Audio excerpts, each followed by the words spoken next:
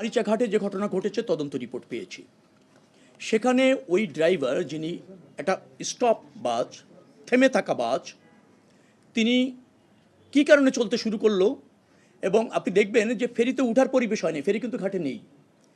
সে গেল এবং চলতে থাকলো, তার গিয়ে সে আপনার পল্টনের উপর দিয়ে নদীতে পড়ে গেল। দেখা গিয়েছে তার ব্রেকটা কাজ করেনি, তার হ্যান্ড ব্রেকটাও ওখানে ছিল না।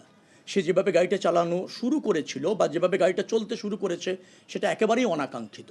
আর অনাকাঙ্ক্ষিত মানে ঘটনাই হলো দুর্ঘটনা। সেরকম একটা কিছু ঘটেছে। আমরা এবার যেটা করেছি সেটা হলো, আমরা সিদ্ধান্ত নিয়েছি যে সমস্ত বাসের প্যাসেঞ্জারকে নেমে বাস ফেরিতে উঠবে। কিন্তু দেখা গেল যে অনেক অসুস্থ মানুষ থাকেন, অনেকের মালামাল থাকেন, সেটা রেখে সে নামতে চান না, বাচ্চারা থাকেন, কার্যকর করাটা একটু কঠিন, কিন্তু আমরা করছি। পাশাপাশি বাস ফেরিতে ওঠার আগে আমরা একটা ব্যারিকেড তৈরি করছি।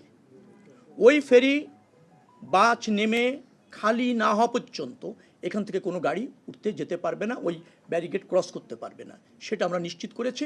আরেকটা হচ্ছে, ফেরিতে যে পল্টন থাকে সেইটাকে আমরা একটু কাভার করে দেওয়ার চেষ্টা করছি, যে কম গতিতে কোনো গাড়ি গেলে সেটা বাধা পায়, কিন্তু বেশি গতির কোনো গাড়ি যদি চলে যায় ওই বাধাও কোনো কোনো সময় আপনি জানেন সেটাও আরেক দুর্ঘটনা।